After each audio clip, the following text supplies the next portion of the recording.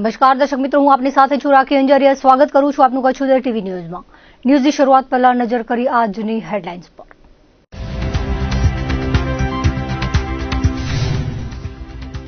નખત્રાણા અને રાપર તાલુકાની મળી સંકલન બેઠક. રોડ, રસ્તા, પાણી સહિતના પ્રશ્નો ચર્ચાયા. પડતર પ્રશ્નોના સત્વરે નિકાલ માટે અપાઈ સૂચના. રાપરના સુવઈમાં વન્ય પ્રાણી સપ્તાહ ઉજવાયો.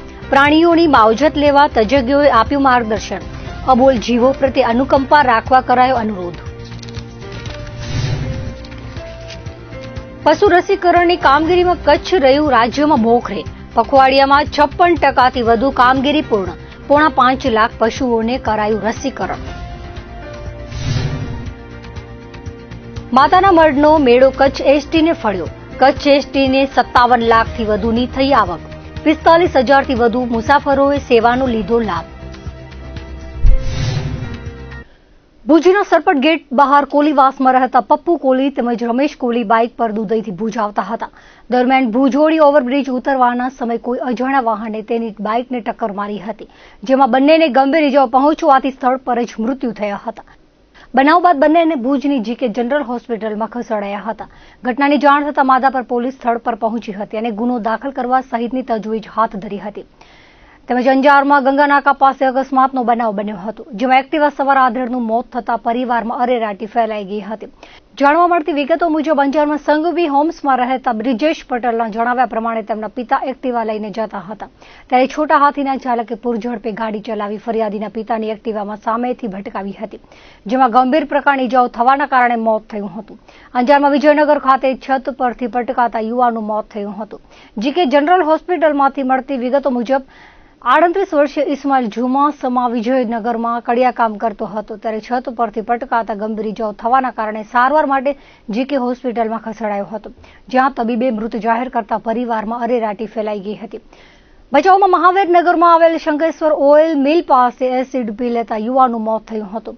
મળતી વિગતો મુજબ ભચાઉ દુધઈ રોડ પર આવેલ શંકેશ્વર ઓઇલ મિલમાં રહેતા દર્શન વાઘેલા નામના 30 વર્ષીય યુવાને કોઈ અગમ્ય કારણોસર પોતાના ઘરે એસિડ પી લેતા સારવાર માટે જીકે હોસ્પિટલમાં ખસેડાયા હતા, જ્યાં તેઓનું સારવાર દરમિયાન મોત થયું હતું, જેથી ગુનો દાખલ કરાયો છે.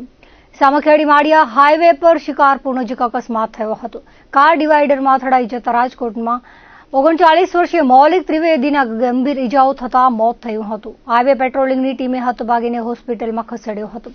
હતભાગી રાજકોટ તરફ જતા હોવાનું સામે આવ્યું છે. બનાવને પગલે પોલીસ દ્વારા પરિવારને જાણ કરવામાં આવી હતી. સામખિયાળી પોલીસમાં આ બાબતે કૃતાર્થ ત્રિવેદીએ જણાવ્યું હતું કે મૌલિક ફ્યુઝન હેલ્થકેર કંપનીમાં બિઝનેસ મેનેજર તરીકે નોકરી કરતા હતા. કંપનીના કામથી તેઓ ભુજ આવ્યા હતા અને પરત રાજકોટ જતા હતા, ત્યારે સ્વિફ્ટ કાર ડિવાઈડર સાથે ભટકાતા ગાડી પલટી ગઈ હતી, જેથી મૌલિકને ઇજાઓ થવાના કારણે મોત થયું હતું. નલિયાના મફતનગરમાં રહેતા ખીમજી ચંદે મંડપમાં ડેકોરેશનનું કામ કરતા હતા, ત્યારે મંડપ બાંધવા દરમિયાન અચાનક લોખંડના ઘોડા પરથી તેઓના પગ લપસી જતા નીચે પડી ગયા હતા, જેથી તેઓને ગંભીર ઇજાઓ પહોંચતા મૃત્યુ થયું હતું. સમોત્રા ગામ નજીકના ચાડવા રખાલ વિસ્તારમાં કેરકલ બ્રીડિંગ એન્ડ કન્વર્ઝેશન સેન્ટર વિકસાવવા રાજ્ય સરકાર 10 કરોડ રૂપિયા ફાળવશે. મુખ્યમંત્રી ભૂપેન્દ્ર પટેલે કચ્છના માંડવીમાં શ્યામજી કૃષ્ણ વર્મા મેમોરિયલ ખાતે આયોજિત એક સમારોહમાં આ જાહેરાત કરી હતી. સમગ્ર દેશમાં અતિ દુર્લભ તથા ગુજરાતમાં માત્ર કચ્છ જિલ્લામાં જોવા મળતા કેરકલના લાંબા ગાળાના સંરક્ષણ અને સંવર્ધન માટે આ વિસ્તારને કેરકલ પ્રજનન અને સંરક્ષણ વિસ્તાર તરીકે વ્યવસ્થાપિત કરવામાં આવશે. કચ્છની મહત્વની પ્રાકૃતિક ધરોહર સમા ચાડવા રખાલ ખાતે કેરકલ, હણોત્રો ઉપરાંત દીપડા, મગર, ચિકારા, ઘોર ખોદિયું, શિયાળ જેવા 28 જેટલા સસ્તન, 28 સરીસૃપ અને 242 વિહંગ પ્રજાતિ મળી કુલ 296 જેટલી પ્રજાતિની પ્રાણીજ વૈવિધ્યતા જોવા મળી છે. એટલું જ નહીં, 243 જેટલી પ્રજાતિની વાનસ્પતિક વૈવિધ્યતા પણ આ વિસ્તારમાં છે.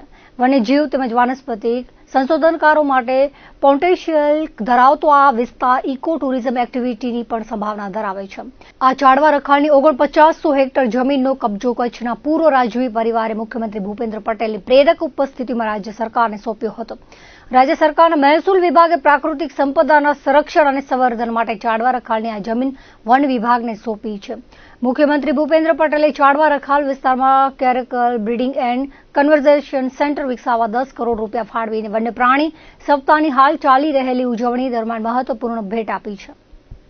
કચ્છ સૌરાષ્ટ્રમાં ઓગસ્ટ મહિનામાં થયેલાથી ભારે વરસાદ બાદ ખરવા મોવાસા રસીકરણની ઝુંબેશને એક પખવાડિયા બાદ શરૂ કરાઈ હતી। 15મી સપ્ટેમ્બરથી કચ્છ જિલ્લામાં ગાય, ભેંસ વર્ગના પશુઓને ખરવા મોવાસાના રસીકરણની કામગીરીનો પ્રારંભ થયો હતો। અત્યાર સુધી કચ્છ જિલ્લામાં 54.6% કામગીરી પૂર્ણ કરી દેવામાં આવી છે। રાજ્યના 33 જિલ્લાઓમાં રસીકરણની ઝુંબેશ ચાલી રહી છે, જેમાં સરહદી કચ્છ જિલ્લો મોખરે રહ્યો છે। આ અંગે વિગત આપતા જિલ્લા પશુપાલન અધિકારી ડોક્ટર રાજેશ પટેલે જણાવ્યું હતું કે ભારત સરકારના પશુપાલન વિભાગ દ્વારા દર વર્ષે 2 વખત ખરવા મોવાસા રસીકરણ અભિયાન ચલાવવામાં આવે છે। ફેબ્રુઆરી-માર્ચ માસ બાદ સપ્ટેમ્બર-ઓક્ટોબર મહિનામાં ગાય, ભેંસ વર્ગના પશુઓને ખરવા મોવાસાના રોગથી બચાવવા વેક્સિનેશન કરવામાં આવે છે। કચ્છ સહિત રાજ્યના 33 જિલ્લાઓમાં આ કામગીરી 15મી સપ્ટેમ્બરથી શરૂ કરવામાં આવી છે। 12મી નવેમ્બર સુધી ચાલનાર ઝુંબેશમાં ગઈકાલ સુધી કચ્છના 8,85,000 પશુઓ પૈકી 4,82,810 પશુઓનું વેક્સિનેશન પૂર્ણ થયું છે। 54.6% કામગીરી સાથે કચ્છ જિલ્લો રાજ્યમાં પ્રથમ સ્થાને રહ્યો છે। રાજ્યના 16 જિલ્લાઓમાં 5%થી ઓછું રસીકરણ થયું છે। રાજકોટ જિલ્લામાં માત્ર 0.7% જ રસીકરણ થયું છે। કચ્છ જિલ્લામાં 10 વેટરનરી ઓફિસર, 40 જેટલા પશુ નિરીક્ષકો અને 100 જેટલા પેરા વેટરનરી સ્ટાફ સાથે ગ્રામ્ય લેવલે અને ડોર ટુ ડોર રસીકરણની કામગીરી અવિરત આગળ ધપી રહી છે। ઝુંબેશની સમયાવધિ દરમિયાન 100 લક્ષ્યાંક પૂર્ણ કરી લેવામાં આવશે તેવું ડોક્ટર પટેલે વધુમાં જણાવ્યું હતું। આસો નવરાત્રીના પ્રારંભ પૂર્વે જ લાખો શ્રદ્ધાળુઓએ કચ્છના દેશદેવીમાં આશાપુરાના સ્થાનકે શીશ ઝુકાવ્યું હતું।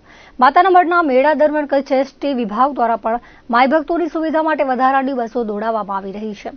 ભાદરવી સમાસથી ગઈકાલ સુધીમાં કચ્છ એસટીની એક્સ્ટ્રા ટ્રીપ મારફતે 57 લાખથી વધુની આવક થઈ છે। આ અંગે વિગત આપતા કચ્છ વિભાગે કચેરીના નિમિષાબેન ઠક્કરે જણાવ્યું હતું કે માતાના મઢના મેળા માટે કચ્છ એસટી દ્વારા 30 સપ્ટેમ્બરથી વધારાની ટ્રીપો દોડાવવામાં આવી હતી। ભુજ અને માતાના મઢ ખાતે વધારાના પોઈન્ટ ઉભા કરવામાં આવ્યા હતા। માતાના મઢની એક્સ્ટ્રા ટ્રીપ માટે કચ્છ વિભાગમાંથી 120 અને અન્ય 2 વિભાગમાંથી 40 મળીને કુલ 160 બસો ફાળવવામાં આવી હતી। અત્યાર સુધી કચ્છ એસટી દ્વારા કુલ 1355 જેટલી વધારાની ટ્રીપોનું સંચાલન થયું છે, જેમાં 45,000થી વધુ મુસાફરોએ એસટીની ખાસ સેવાનો લાભ લીધો હતો અને એસટી વિભાગને 57 લાખથી વધુની આવક થઈ છે। નવરાત્રી પર્વના પ્રારંભ થયા બાદ પદયાત્રીઓનો પ્રવાહ ઘટતા વધારાની ટ્રીપોની સંખ્યા ઘટી છે, પરંતુ આવતીકાલે રવિવારની રજા અને હવનાષ્ટમી નિમિત્તે ટ્રાફિકનું ભારણ વધુ રહેવાની સંભાવના હોવાથી કચ્છ એસટી દ્વારા એક્સ્ટ્રા ટ્રીપો દોડાવવાનું આયોજન કરવામાં આવ્યું છે તેવું તેમણે વધુમાં ઉમેર્યું હતું। ઉલ્લેખનીય છે કે છેલ્લા થોડા વર્ષોથી શ્રાદ્ધ પક્ષના અંતિમ દિવસોમાં જ મોટાભાગના પદયાત્રીઓ માતાના મઢ પહોંચી આશાપુરા માતાજીના દર્શન કરી લેતા હોય છે। આ વર્ષે પણ ભાદરવી અમાસના 5-7 દિવસો પહેલા જ મોટી સંખ્યામાં જિલ્લા બહારના પદયાત્રીઓ માતાના મઢ પહોંચી ગયા હતા। શ્રાદ્ધ પક્ષના દિવસોમાં જ પદયાત્રા પૂરી કરી લેવાનું ચલણ વધ્યું છે, ત્યારે એસટી તંત્ર દ્વારા પણ ભાદરવી અમાસના બદલે 5 દિવસ પહેલાથી એક્સ્ટ્રા બસો દોડાવવામાં આવે તેવી માંગ માઈ ભક્તોએ કરી હતી।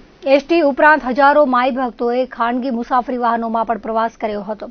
જિલ્લાના વિવિધ શહેરો વચ્ચે દોડતી ખાનગી મિની બસોને ભાદરવી અમાસની આસપાસ ભુજ અને માતાના મઢ વચ્ચે દોડાવવામાં આવી હતી। અત્યારે નવરાત્રિના પર્વ પર આપણે દર વર્ષની જેમ આ વર્ષે પણ માતાના મઢનું મેળાનું જે થાય છે એમાં આપણે બસોનું આયોજન કરેલું હતું।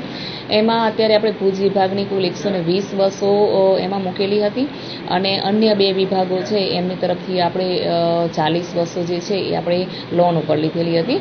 અને જે અમાસથી જે ચાલુ થાય એ પહેલાં આપણે બસોનું જે છે 2 જગ્યાએ પોઈન્ટ રાખવામાં આવેલા હતા, એક ભુજ બસ સ્ટેન્ડમાં અને બીજો છે માતાના મઢના પોઈન્ટ ઉપર રાખેલો હતો।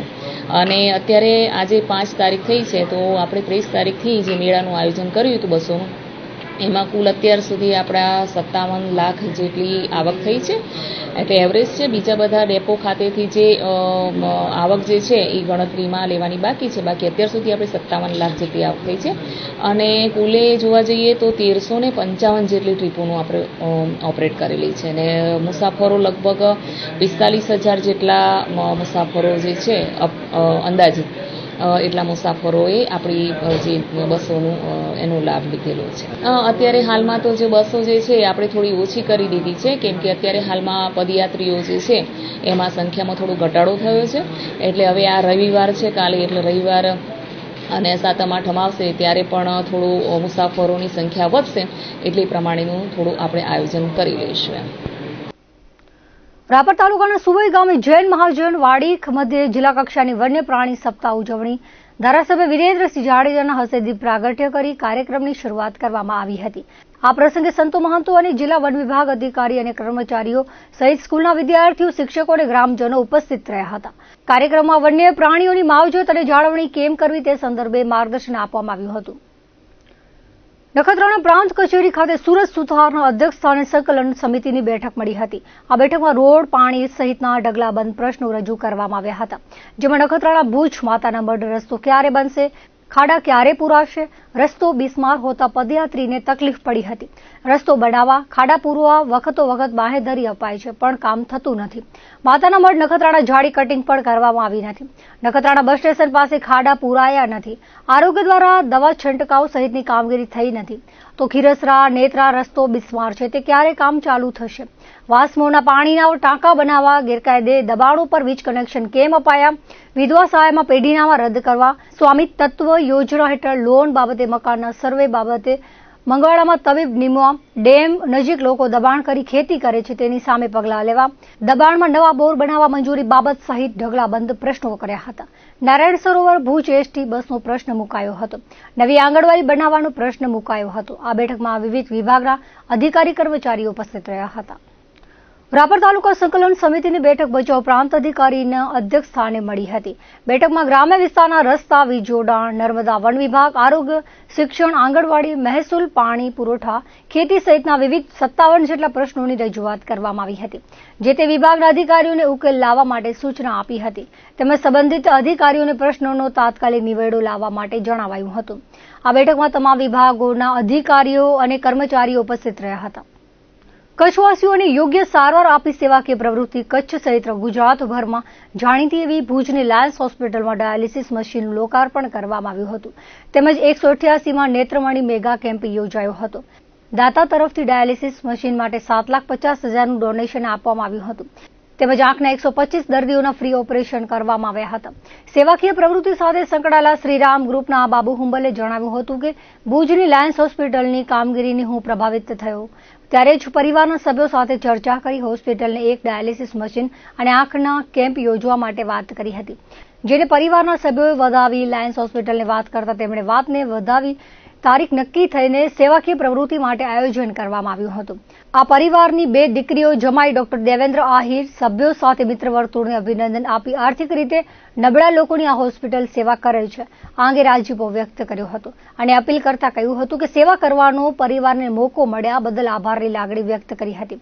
કાર્યક્રમની દાતા પરિવારના સભ્યો તેમજ લાયન્સ ક્લબના હોદ્દેદારો દ્વારા દીપ પ્રાગટ્યથી શરૂઆત કરાઈ હતી.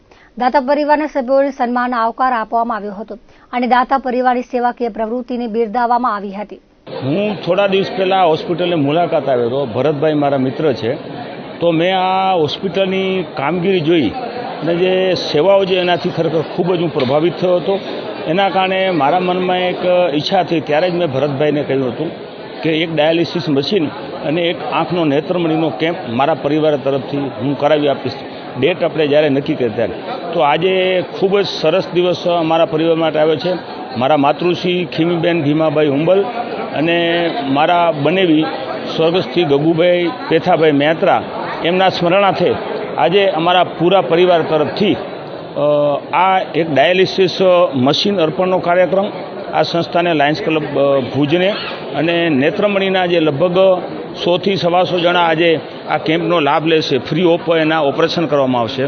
એના માટેનો આ કાર્યક્રમ ખરેખર યોજવામાં આવ્યો હતો આજે. અને અમારા પરિવારના બધા જનો અને મારા મિત્ર વર્તુળના શિવજીભાઈ આહિર, અમીરભાઈ ડાંગર, કમલભાઈ મહેતા, જીગરભાઈ છેડા, ભરતભાઈ, મારા ભાઈ જખાભાઈ, મારી દીકરીઓ બને, મારા જમાઈ દેવેન્દ્રભાઈ ડૉક્ટર, અને આ બધા સાથે મળીને આજે ખૂબ આનંદ થયો કે હું ભરતભાઈને પણ ખૂબ ખૂબ અભિનંદન આપું છું કે આવા સેવાના ખરેખર સારા કાર્યો કરી અને ખરેખર એ પોતાનું જીવન ખરેખર છે ને સફળ બનાવી રહ્યા છે.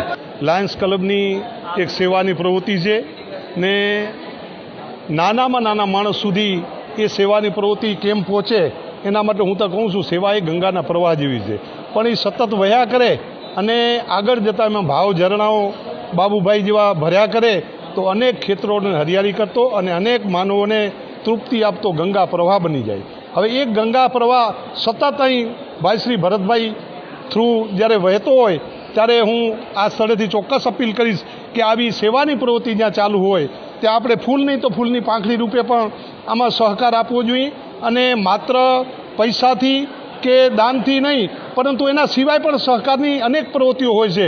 જ્યાં જ્યાં આપણી જરૂરત પડે ત્યાં આ સંસ્થાને સહકાર આપી અને આ સંસ્થા ખૂબ આગળ વધે અને નાનામાં નાના માણસ સુધી ગરીબ માણસ સુધી આ આરોગ્યની સેવા પહોંચે એના માટે એમના જે સતત પ્રયત્નો છે એટલે એમને હું ખૂબ અભિનંદન આપું છું. દાતા શ્રી બાબુભાઈને પણ ખૂબ અભિનંદન આપું છું અને સેવાની પ્રવૃત્તિ ચલાવનાર ભાઈ શ્રી ભરતભાઈને એના ટ્રસ્ટને ખૂબ અભિનંદન આપું છું. આગળ વધે અને સેવાની પ્રવૃત્તિ અવિરતપણે ચાલ્યા કરે અને કચ્છની પ્રજાને બધાને નબળા વર્ગને ગરીબ વર્ગને આશીર્વાદરૂપ બને એવી અભ્યર્થના સાથે વિરમું છું.